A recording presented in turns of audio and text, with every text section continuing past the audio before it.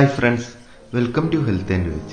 ഇന്നത്തെ health and വേജിന്റെ വീഡിയോയിലൂടെ ഞാൻ നിങ്ങളുമായി ഷെയർ ചെയ്യുന്നത് ലവ് ബേഡ്സിനെ വളർത്താൻ ആഗ്രഹമുള്ളവർക്കും അതുപോലെ ലവ് ബേഡ്സിനെ വളർത്തിക്കൊണ്ടിരിക്കുന്നവർക്കും ഉപകാരപ്രദമാവുന്ന കുറച്ച് ടിപ്സാണ് നിങ്ങളുമായി ഷെയർ ചെയ്യുന്നത്. ഏകദേശം 10 ടിപ്സാണ് ഞാൻ നിങ്ങളുമായി ഷെയർ ചെയ്യുന്നത്. ഈ വീഡിയോയിലൂടെ നിങ്ങളുമായി ഷെയർ ചെയ്യുന്ന 10 കാര്യങ്ങളെന്ന് പറയുന്നത് ലവ് ബേഡ്സിന് കൊടുക്കാൻ പറ്റുന്ന ആഹാരങ്ങൾ, അതുപോലെ എന്തൊക്കെ ഇല ഐറ്റംസ് കൊടുക്കണം, കാൽഷ്യം കൂടാനായിട്ട് എന്തൊക്കെ കാര്യങ്ങൾ ചെയ്യണം, മെയിൽ ഫീമെയിലിനെ എങ്ങനെ ഐഡന്റിഫൈ ചെയ്യാം, അതുപോലെ എവിടെയൊക്കെ ലവ് ബേഡ്സിനെ വാങ്ങാൻ കിട്ടും, അതുപോലെ എവിടെ നിന്ന് വാങ്ങണം, എങ്ങനെ ഹാൻഡ് ഫീഡിങ് ചെയ്യാം, ഇതിന്റെ ശരാശരി ഒരു പ്രൈസ് എത്ര രൂപയാവും, അതുപോലെ ചട്ടി എങ്ങനെ വെച്ചു കൊടുക്കണം ലവ് ബേഡ്സിന് മുട്ടയിടാനായിട്ട്, അത്തരത്തിലുള്ള കുറച്ച് കാര്യങ്ങൾ, അതുപോലെ ലവ് ബേഡ്സ് കേജിലേക്ക് വരുന്ന ഉറുമ്പിനെയും അതുപോലെ കുറെ ശല്യക്കാരുണ്ട്, അവരിൽ നിന്ന് എങ്ങനെയൊക്കെ രക്ഷപ്പെടാം, അതുപോലെ കോമൺ ആയിട്ട് ലവ് ബേഡ്സിന് വരുന്ന രോഗങ്ങൾ എന്തൊക്കെ, അതിനുള്ള മെഡിസിൻസ് എന്തൊക്കെയാണ്, നോർമൽ തിനയല്ലാതെ വേറെ എന്തൊക്കെ ആഹാരങ്ങൾ കൊടുക്കണം, ഇത്രയും കാര്യങ്ങളാണ് ഞാൻ ഈ വീഡിയോയിലൂടെ നിങ്ങളുമായി ഷെയർ ചെയ്യുന്നത്. ഉപയോഗപ്രദമാവുമെന്ന് പ്രതീക്ഷിക്കുന്നു. വീഡിയോ അവസാനം വരെ കണ്ടു നോക്കുക.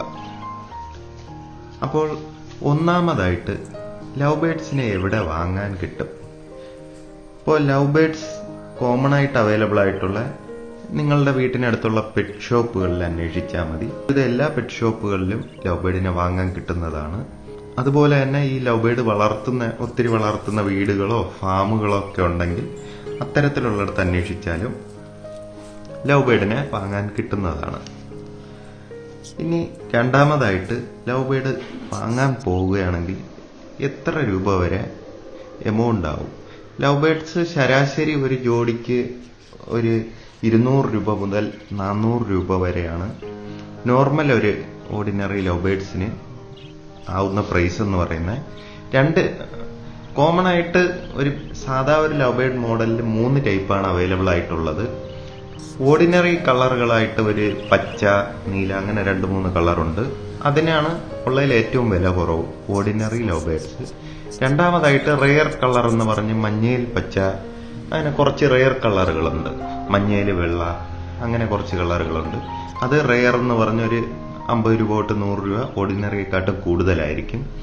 അതിനെക്കാട്ടും കൂടിയ കളർ എന്ന് പറയുന്നത് റെഡ് ഐ ആണ്. ഈ ആദ്യം പറഞ്ഞ 2 ഐറ്റത്തിനും ബ്ലാക്ക് കളർ ഐസ് ആണ്. ഈ മൂന്നാമതായിട്ട് പറയുന്നത് റെഡ് ഐ ആണ്, കണ്ണ് ചുവപ്പ് കളറാണ്. അത് വെള്ളയിലും മഞ്ഞ കളറിലുമാണ് കാണപ്പെടുന്നത്. അതൊരു 400 മുതൽ 500 രൂപ വരെ, ഓരോ ഏരിയ അനുസരിച്ചും പ്രൈസ് വേരിയേഷൻസ് വരാൻ സാധ്യതയുണ്ട്. ഈ ഒരു റേഞ്ചിലായിരിക്കും ലവ് ബേഡ്സിന്റെ പ്രൈസ് വരുന്നത്. അപ്പോൾ അടുത്ത് കോമൺ ആയിട്ട് ലവ് ബേഡിന് കൊടുക്കുന്ന ഒരു കോമൺ ഫുഡ് എന്ന് പറയുന്നത് തിനയാണ്. അങ്ങാടി കടകളിലെല്ലാം വാങ്ങാൻ കിട്ടും. ഒരു 40 രൂപ മുതൽ 50 രൂപ റേഞ്ചിലായിരിക്കും. പലയിടത്തും വേരിയേഷൻസ് വരാം. ഈ പെറ്റ് ഷോപ്പുകളിലും വാങ്ങാൻ കിട്ടും. അതുപോലെ അങ്ങാടിക്കടകൾ എന്ന് പറഞ്ഞ് കടകളിൽ പോയാലും തിന വാങ്ങാൻ കിട്ടുന്നതാണ്. ഇനി അടുത്തതായിട്ട് ഒരു ലവ് ബേഡിനെ മെയിൽ ഫീമെയിൽ എങ്ങനെ ഐഡന്റിഫൈ ചെയ്യാം, ആണും പെണ്ണും എങ്ങനെ തിരിച്ചറിയാമെന്നുള്ളതാണ്. എപ്പോഴും ശ്രദ്ധിക്കേണ്ട കാര്യങ്ങളെന്ന് വെച്ചാൽ ലവ് ബേഡിനെ മെയിൽ ഫീമെയിൽ ഐഡന്റിഫൈ ചെയ്യണമെങ്കിൽ മിനിമം ഒരു 2 മാസമെങ്കിലും അല്ലെങ്കിൽ 3 മാസമെങ്കിലും പ്രായമുള്ള ലവ് ബേഡ് ആയിരിക്കണം. അല്ല കുഞ്ഞുങ്ങൾക്ക് വന്നിട്ട് മെയിൽ ഫീമെയിൽ പെട്ടെന്ന് ആക്യുറേറ്റ് ആയിട്ട് തിരിച്ചറിയാൻ പറ്റത്തില്ല. ഇതിന്റെ മൂക്കിലെ ഈ ചുണ്ടിന്റെ മുകളിലായിട്ട് മൂക്കിൽ നോക്കിയിട്ടാണ് ലവ് ബേഡ് മെയിൽ ഫീമെയിലും തിരിച്ചറിയേണ്ടത്. അതായത് ഒരു 3 മാസമെങ്കിലും പ്രായമുള്ളതിനാണെങ്കിൽ നല്ല കറക്റ്റായിട്ട് അറിയാൻ പറ്റത്തുള്ളൂ.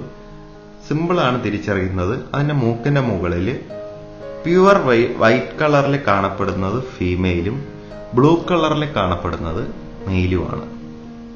ഇത്രയേ ഉള്ളൂ.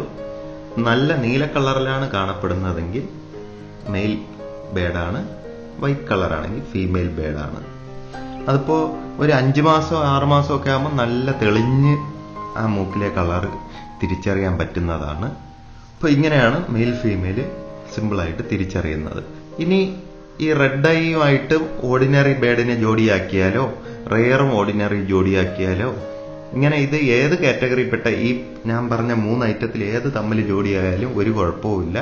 അതിനനുസരിച്ചുള്ള കുഞ്ഞുങ്ങളായിരിക്കും എന്നേ ഉള്ളൂ. ഇപ്പൊ 2 റെഡ് ഐ ആണെങ്കിൽ ഒരു 99% കുഞ്ഞുങ്ങൾ വിരിയുന്നത് ഫുള്ള് റെഡ് ഐകളാവാം. ഒരു റെഡ് ഐയും ഒരു ഓർഡിനറിയും ആണെങ്കിൽ രണ്ട് രീതിയിലുള്ള കുഞ്ഞുങ്ങളും വിരിയാൻ സാധ്യതയുണ്ട്. അത്രയേ ഉള്ളൂ. അല്ലാതെ തമ്മിൽ ജോഡിയാകത്തില്ല, അങ്ങനത്തെ ഒരു പ്രശ്നമൊന്നും ലവ് ബേർഡിനില്ല. അതുപോലെ പ്രതിരോധ ശേഷി നോക്കുകയാണെങ്കിൽ ഓർഡിനറി ലവ് ബേർഡ്സിനാണ് റെഡ് ഐയെക്കാട്ടും പ്രതിരോധ ശേഷി കൂടുതലായിട്ട് കണ്ടുവരുന്നത്. അതായത് മഴ വരുമ്പോഴോ അങ്ങനെ ടെമ്പറേച്ചർ വേരിയേഷൻസ് ഒക്കെ കൂടുതലായിട്ട് അഫക്റ്റ് ചെയ്യാതെ കൂടുതൽ ജീവിക്കുന്നതായിട്ട് കണ്ടുവരുന്ന ഈ ഓർഡിനറിയും റെയറുമാണ് റെഡ് ഐയുമായിട്ട് കമ്പയർ ചെയ്യുമ്പോൾ. റെഡ് ഐക്ക് കൂടുതലും പെട്ടെന്ന് അസുഖങ്ങൾ വരാനുള്ള സാധ്യതകളുണ്ട്. ആൾറെഡി പറഞ്ഞതാണ്, തിനയാണ് ആഹാരം.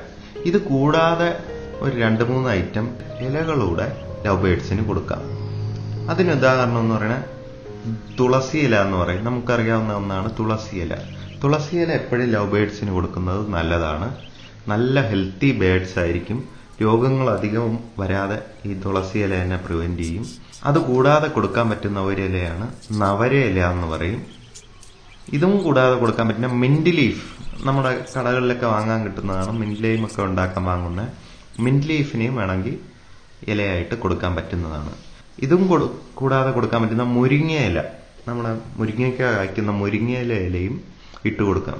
ഈ 4 ഇലയിൽ ഏതെങ്കിലും ആഴ്ചയിൽ മാറി ഇട്ട് കൊടുത്തു കഴിഞ്ഞാൽ നമ്മുടെ ബേർഡ്സ് നല്ല ഹെൽത്തി ആയിരിക്കുന്നതായിട്ട് കണ്ടുവരാം. ഇനി എങ്ങനെ നമ്മുടെ കയ്യിലേക്ക് എത്തിക്കാമെന്നോ അതുപോലെ നല്ല രീതിയിൽ ഇണക്കണമെന്ന് ആഗ്രഹിക്കുന്നവർക്കാണെങ്കിൽ ഏറ്റവും ബെസ്റ്റ് ഓപ്ഷൻ ഈ ഇല വെച്ച് കയ്യിലെത്തിക്കുന്നതാണ് ബെസ്റ്റ് ഓപ്ഷൻ. അതായത് നമ്മൾ സാധാരണ ഒരു അത്യാവശ്യം വലിയ കേജാണ് നമ്മൾ കൈയിടുമ്പോഴേക്കും ലവ് ബേർഡ് അതിന്റെ മാക്സിമം അറ്റത്ത് പോയിരിക്കുന്നതായിട്ടാണ് കണ്ടുവരുന്നത്. അതായത് ആൾക്ക് എത്താത്ത രീതിയിൽ. ഇനി അതിനെ നമുക്ക് അടുത്ത് നമ്മുടെ കയ്യിലേക്ക് എത്തിക്കണമെന്നുണ്ടെങ്കിൽ ചെയ്യേണ്ട മെത്തേഡ് എന്ന് പറയുന്നത് ഈ ഒരു തുളസി ഇല എടുത്ത് നമ്മൾ ഒരു കൈ തീരുന്നിടത്തായിട്ട് തുളസി ഇല ഒരു 2-3 ദിവസം ഇട്ട് വെയിറ്റ് ചെയ്യുക. അപ്പം ലവ് ബേർഡ് നമ്മൾ കൈ വച്ചിരിക്കുമ്പോൾ തന്നെ താഴോട്ട് ഇറങ്ങി വരുന്നതും കഴിക്കുന്നതുമായിട്ട് കാണാം. അങ്ങനെ അതിനെ നീക്കി 2 ദിവസം കൂടെ വീണ്ടും കഴിയുമ്പോൾ ലവ് ബേർഡിനെ ഈ തുളസി ഇല കയ്യിൽ തന്നെ വെച്ചിട്ട് ഇങ്ങനെ വെയിറ്റ് ചെയ്യുക. അപ്പോൾ അത് സ്ലോലി വന്ന് കയ്യിലോട്ട് എത്തുന്നതായിട്ടും കാണാം. ഇത്തരത്തിലാണ് ലവ് ബേർഡിനെ ഈസി ആയിട്ട് ഇണക്കിയെടുക്കാൻ പറ്റുന്നത്. അതായത് കൂട്ടിന്റെ അകത്ത് കൈയിട്ടിട്ട് നമ്മുടെ കയ്യിലൊക്കെ ആ ലവ് ബേർഡ് വന്നിരിക്കണം എന്നുണ്ടെങ്കിൽ ചിറകൊന്നും വെട്ടുക ഒന്നും വേണ്ട. ഇങ്ങനത്തെ ഇലകൾ കയ്യിൽ ആദ്യം തറയിലിട്ടിട്ട് കൈ വയ്ക്കുക. അതിനുശേഷം നമ്മുടെ കയ്യിൽ തന്നെ ഇലകളെ വെച്ചിട്ട് വെയിറ്റ് ചെയ്ത് കഴിഞ്ഞാൽ ഈ ലവ് ബേർഡ്സ് പറന്ന് നമ്മുടെ കയ്യിൽ വന്നിരിക്കുന്നതായിട്ട് കാണാം. പക്ഷെ തുറന്നു വിട്ട് കഴിഞ്ഞാൽ പറന്നു പോകും. അതിന് അല്ലാതെ റൂമിന്റെ അകത്തൊക്കെ ഇട്ട് ഇണക്കണമെങ്കിൽ അത് കൂടുതലായിട്ട് അടുത്ത ടെക്നിക്കുകൾ നോക്കണം. ഞാനിത് ലെങ്തി ആവുന്നതുകൊണ്ട് ഈ വീഡിയോയിൽ ജസ്റ്റ് ഒരു ബേസിക് ഐഡിയ മാത്രമാണ് ഉദ്ദേശിക്കുന്നത്. അപ്പൊ ഇങ്ങനെ കയ്യിലൊക്കെ ജസ്റ്റ് കയറുന്ന രീതിയിൽ ഇണക്കാൻ പറ്റുന്നതാണ്. ₹1 ചെലവുമില്ല. ഇത് ഒരു 10 മിനിറ്റ് ഡെയിലി സ്പെൻഡ് ചെയ്താൽ മാത്രം മതി. നിങ്ങൾക്ക് ഇണക്കാൻ പറ്റുന്നതാണ്. അടുത്തതായിട്ട് ലവ് ബേർഡ്സിന് കലം വെച്ചു കൊടുക്കുമ്പോൾ ശ്രദ്ധിക്കേണ്ട കാര്യങ്ങൾ. ഇപ്പൊ ലവ് ബേർഡ് എന്ന് പറയുന്ന ഒരു വലിയ മെനക്കേടൊന്നും ഇല്ലാതെ തന്നെ മുട്ടയിട്ട് ഒത്തിരി കുഞ്ഞുങ്ങളൊക്കെ ഉണ്ടാവുന്ന ഒരു പക്ഷി തന്നെയാണ്. അപ്പോൾ അതിന് മുട്ടയിടാനായിട്ട് 2-3 ക്രമീകരണങ്ങൾ ചെയ്തു കൊടുക്കണം. ഈ ഞാൻ പറഞ്ഞ പോലെ മെയിൽ ഫീമെയിലും ആണെങ്കിൽ അത് പെയറായി 1 മാസത്തിനുള്ളിൽ മുട്ടയിടുന്നതാണ്. അപ്പൊ മുട്ടയിടാനായിട്ട് 2 കാര്യങ്ങളാണ് ചെയ്തു കൊടുക്കേണ്ടത്. ഒന്ന്, അതിന് കലം വച്ചു കൊടുക്കണം. മണ്ണിലെ കലം വാങ്ങാൻ കിട്ടും. ₹50 റേഞ്ചിൽ കുടമൊന്നും കലമൊന്നും പറയാം, ഒരു റൗണ്ട് ഹോളുള്ള കലം വാങ്ങാൻ കിട്ടും. അത് വാങ്ങി വെച്ചു കൊടുക്കാം. അല്ല എങ്കിൽ ബ്രീഡിംഗ് ബോക്സ് എന്ന് പറഞ്ഞ് ചെറിയ ബോക്സ് വാങ്ങാൻ കിട്ടും. അത് വേണമെങ്കിൽ അങ്ങനെയും വെച്ചു കൊടുക്കാം. ഇനി വലിയ അത്യാവശ്യം വലിപ്പമുള്ള മുളം തടിയോ എന്തെങ്കിലും ഉണ്ടെങ്കിൽ അതിൽ ഹോളിട്ട് വേണമെങ്കിൽ അങ്ങനെയും വെച്ചു കൊടുക്കാം.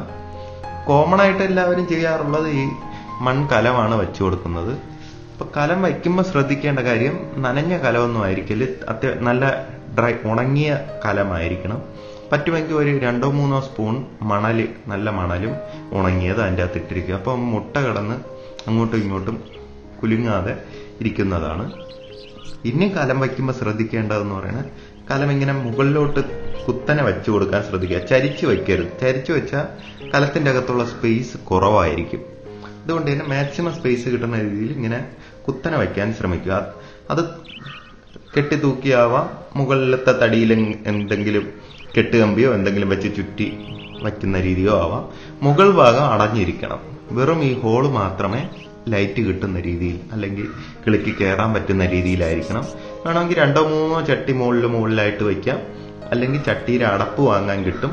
അത് മുകളിൽ വെച്ചിട്ട് അടയ്ക്കാം, അല്ലെങ്കിൽ വല്ല തുണി എന്തെങ്കിലും മുകളിൽ വെച്ച് കെട്ടി അങ്ങനെ വേണമെങ്കിൽ അങ്ങനെയും അടയ്ക്കാവുന്ന രീതിയിലും ചെയ്യാവുന്നതാണ്.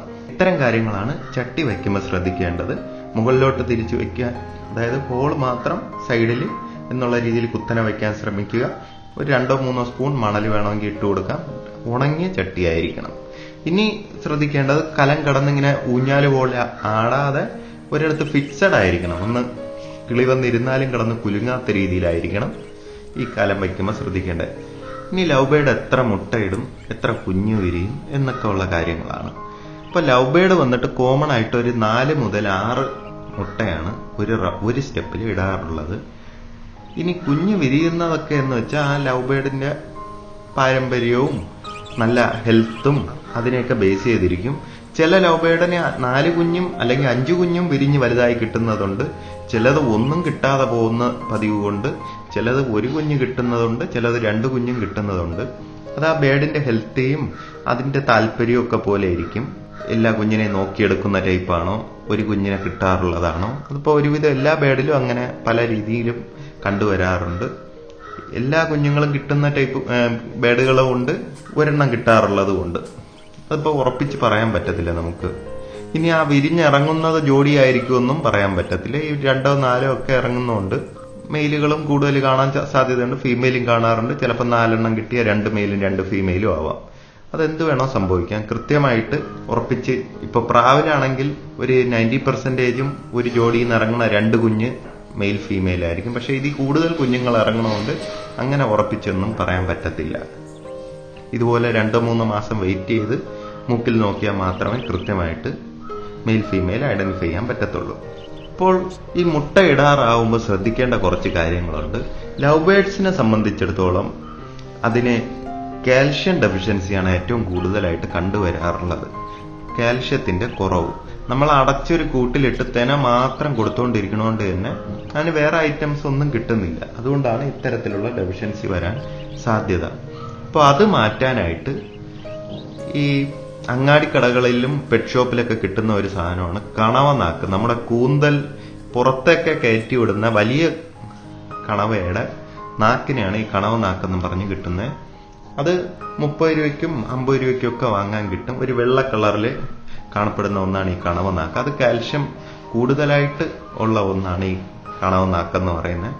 ഇത് വല്ലപ്പോഴും പൊടിച്ചിട്ട് കൊടുക്കുകയോ അല്ലെങ്കിൽ ഒരു കണവനാക്ക് വാങ്ങി സൈഡിൽ എവിടെയെങ്കിലും കെട്ടിവെക്കുകയോ ഇട്ടിരുന്നാലും മതി. അതിന് വേണ്ടപ്പോൾ അത് കഴിച്ചോളും.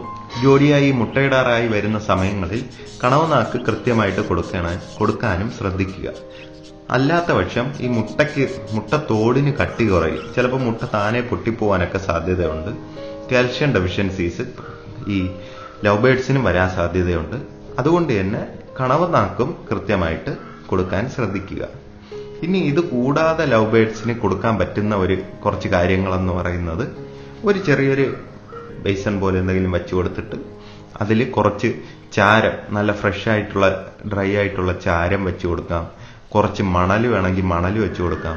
മുട്ടത്തോട് പൊടിച്ചത് വേണമെങ്കിൽ അതിട്ട് കൊടുക്കാം.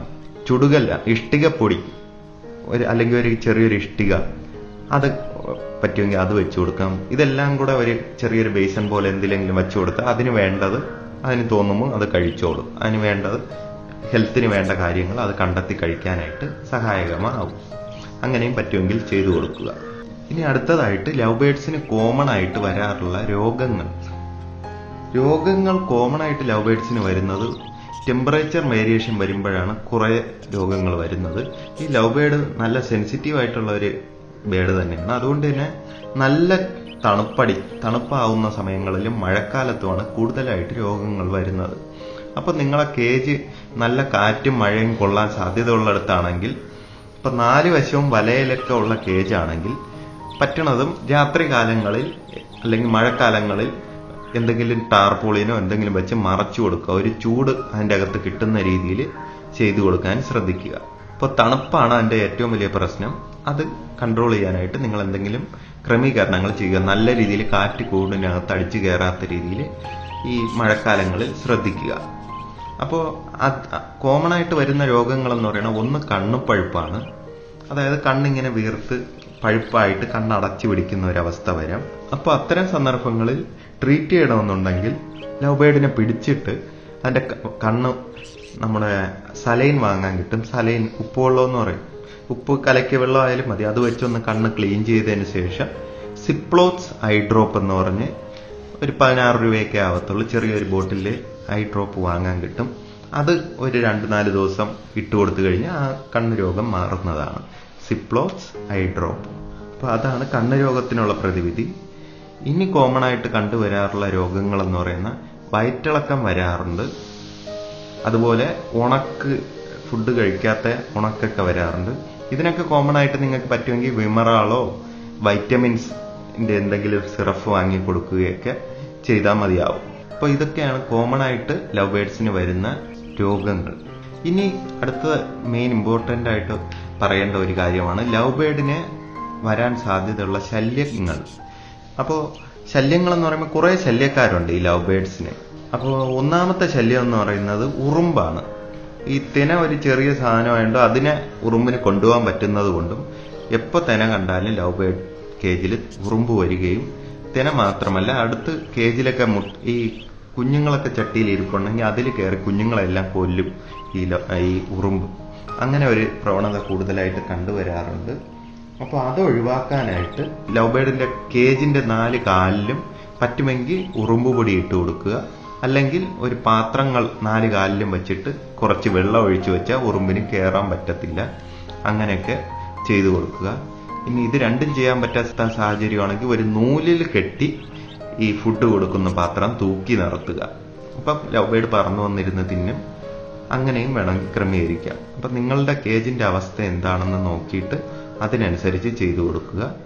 അപ്പോൾ ഒന്നാമത്തെ ശല്യക്കാർ ഉറുമ്പാണ്.